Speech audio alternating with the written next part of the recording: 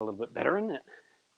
Yeah, there we go. Hey, all right. So,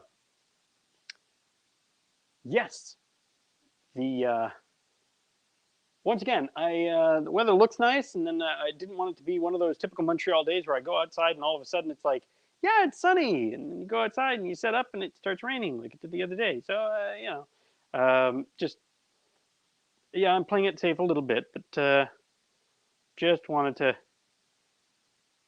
didn't want to take chances on that. So, and I am looking for the question actually. Yes. So I have a question today from Pascal Moramasel. I hope I got that right. And it seems likely at one point there will be fewer wires. Let's be honest, this is far from ideal. And he sent me a picture of a power bar with all kinds of wires all scrambled together. And then it goes, is it possible in the future will electricity be transmitted wirelessly from point to point? Um, so like we can do with other home connections. I think that's a great question. Will we have wireless power?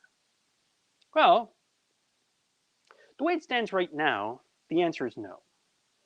Um, and the simple reason for that is because we talked about the other day about wavelengths and how the sky around us or the air around us is all filled with all kinds of wavelengths and everything like that. Um, the problem is to transmit that much power would require a very, very dense band of waves. You would need to get electricity from one point to another, and that's actually not as easy as it sounds, especially not the way our devices are currently. The other catch that we have currently is we have alternating current. Now, there are two major types of power. There's alternating current and direct current, AC and DC. So you'll have so DC is when you hook up to a battery, for example, like a car. It's DC. It's 12 volts, and it's positive is positive, negative is negative, and that's it.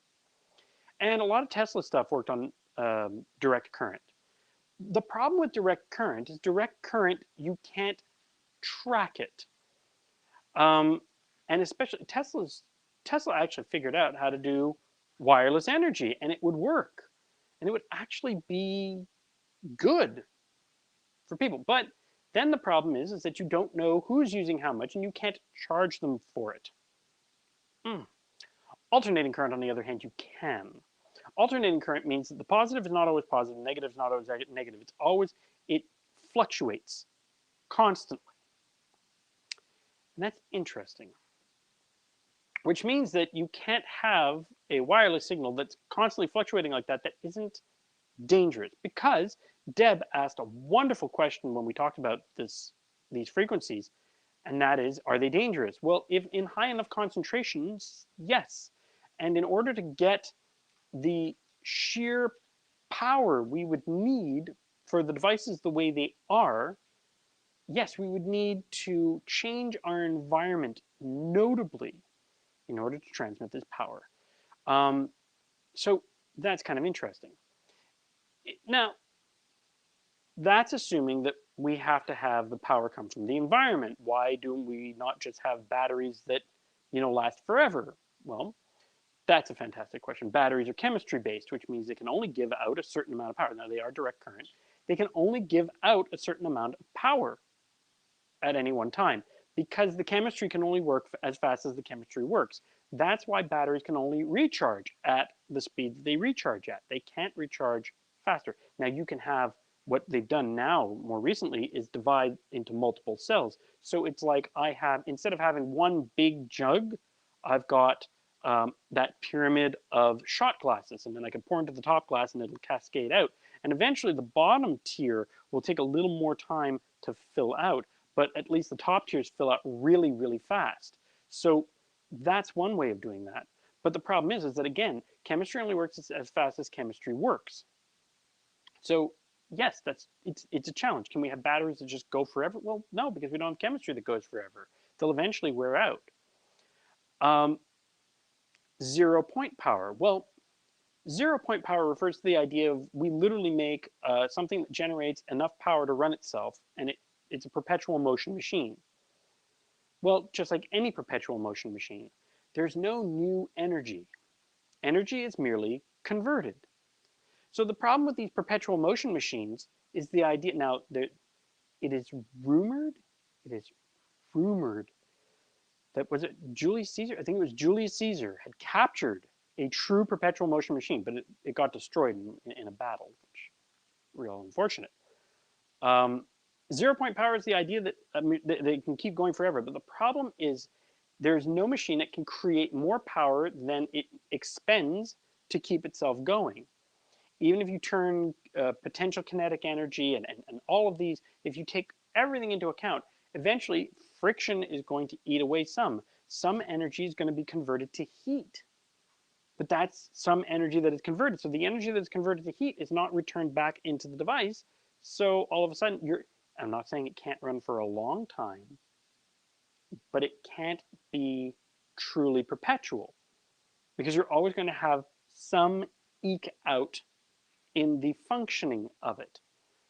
So it may run for a long time, and that, if we can't make mechanical machines to do it, well, we certainly can't make a compound or a compact generator, self-sustaining generator.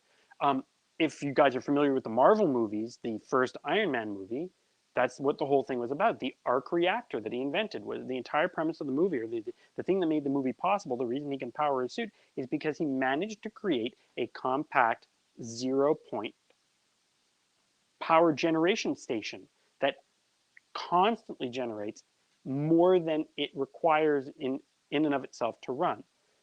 Is it possible? We'll find out. It hasn't been done yet.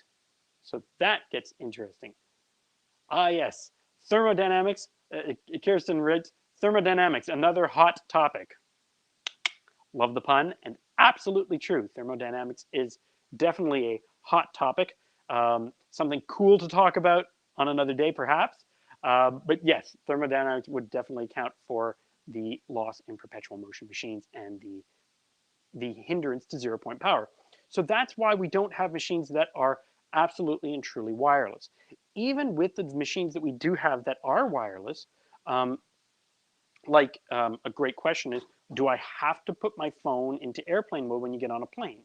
Well, actually, you don't actually have to. It creates annoying noise for other machines, but it doesn't hinder the operation of your machine or their machine. But what it does do is, once you get into the air, your phone is constantly looking for a cell tower to connect to, and it's constantly looking.